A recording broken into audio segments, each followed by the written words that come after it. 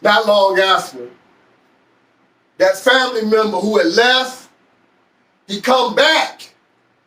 This time, when he comes back, he got his girlfriend with him. Okay, no biggie. They got a baby. Now,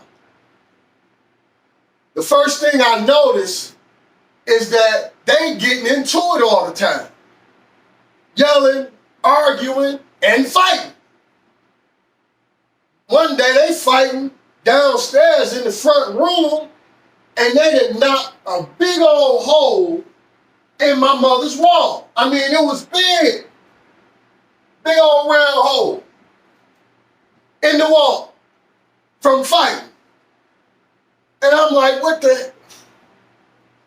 But they fought all the time. And I didn't understand it. But then also, I started noticing they having all this traffic, all this company, all the time. 5 to 10 people every day. Well, I ain't no fool. I know they ain't just having all this company for nothing. There's something going on. See, furthermore, I can smell it. They smoking. Well, what they smoking? They smoking crack. They didn't call it crack back then. They called it smoking cocaine, freebasing. Long before they came up with the name crack, it was freebasing. Whenever somebody's smoking that in the household, you can smell it all through the house. And that's what I'm smelling every day now. One day, I noticed, we ain't really got no food. They very low on food. So I got some money from my sister and do my usual. I go buy some diapers for my son and I walk 6 blocks to the closest grocery store. Now, I get back after the long walk and I put the groceries up, go upstairs to my room. Because at that point, that's where we was at all the time. Anytime we home, we in our room. Of course, because they having so much company. A lot of times they go to their room too, but not all the time, but don't matter because you can still smell this shit all through the house. Now, my family member, he go downstairs and come back up. When he gets back in their room, I hear his woman say, "What he buy?" And I'm wondering, what she mean, what I buy? He say, he didn't buy no trash bags or nothing else. He ain't bought nothing. And I'm sitting here thinking, why is they talking about what I bought from the store? Here it is, it's very little to no food in the house. And as a 15-year-old kid, I got enough sense to take the little money I got and go walk 6 blocks to the grocery store and get food. And they want to sit here talking about what I bought and didn't buy. Well, when I look at it, 15-year-old kid, I ain't never known nothing about grocery shopping. My whole life, grocery shopping had been with my mother. And all I did when I was with her is I grabbed stuff that I wanted, put it in the basket, and she either said yay or nay, which most of the time it was yay. Now, I got more food than they got. But they telling this story that I didn't buy nothing. So here it is already.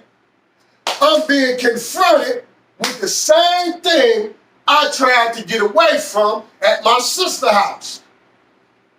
Now, about a week or 2 later, I wake up one day, going to the refrigerator, get something to eat. I look in the refrigerator, the food I had the night before was gone. Not some of it, but all of it. And I'm like, what is going on here? And I get upset, start cussing and fussing and going crazy. I grab my baseball bat. I'm ready to go upside somebody's head for eating up all my food. Now you think about that.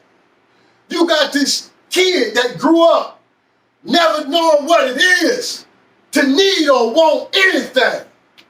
2 years after his mother gone, he ready to go upside family's head about some food. But he get a check every month. See, and it wasn't even about the food itself. It was because they talking about what I didn't buy. And here it is, they didn't ate what I did. I was already going into a psychotic state of mind and didn't even know it. I was raising so much chaos inside and outside the house. All the neighbors can hear me hollering. Some of my friends came over trying to calm me down. They got me to leave the house with them.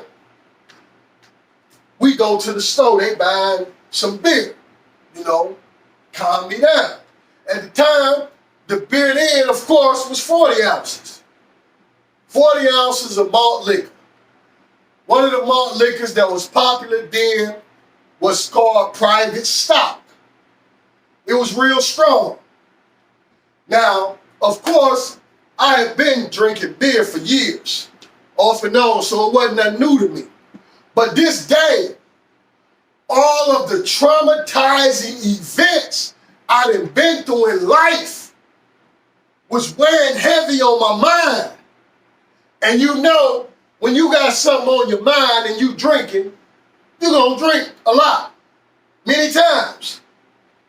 And that day, when we finished drinking, I had drunk 2 40 ounces of Private Stock on an empty stomach. I was so drunk. I stumbled home and I flipped over the bushes, landed face first on the concrete, bust my mouth, still got the scar on there to this day. But let me tell you, I ain't never in life got drunk like that again. But guess what? My family said the next day, they telling the story to people how drunk I was. But they telling them it ain't no way he was that drunk off no beer. He had to be high. He smoking crack. This is what they telling people about this 15-year-old kid. But they ain't the ones smoking crack every day. All these years, I've never touched no drugs. I stopped smoking weed when I did turn 16. But I was using drugs. Now, after this, one of her family members moved in my mother's house with us. So now I'm noticing every night when this man come in the house, which is late, they up all night getting high. They loud, talking, about what he doing, how he getting this money for them to get high. Now, not only is they talking with him, but throughout the day, when people coming over, my family members like bragging about what this man doing. He telling people how the man been out every night robbing fast food places, mainly the church's chicken. Now back then, the Church's Chicken didn't have the bulletproof glass that they do now, but they had these like barriers, like slots with steel bars, but you can, they would talk about how the man would jump up on these bars, holding them with his gun on the people and robbing them. But then they talking about how the stolen car they using is in my mother's backyard. I'm hearing this and I go out here, I want to see this car. They didn't knock my mother's fence down in the back to pull this car up in the backyard. It's a Brown Park Avenue with the busted ignition. And I'm thinking as a kid, man, what is y'all doing with my mother's house? A stolen car in the backyard? In the days to come, now I'm hearing the family members saying how this dude ended up getting caught. Go to jail, he's gone.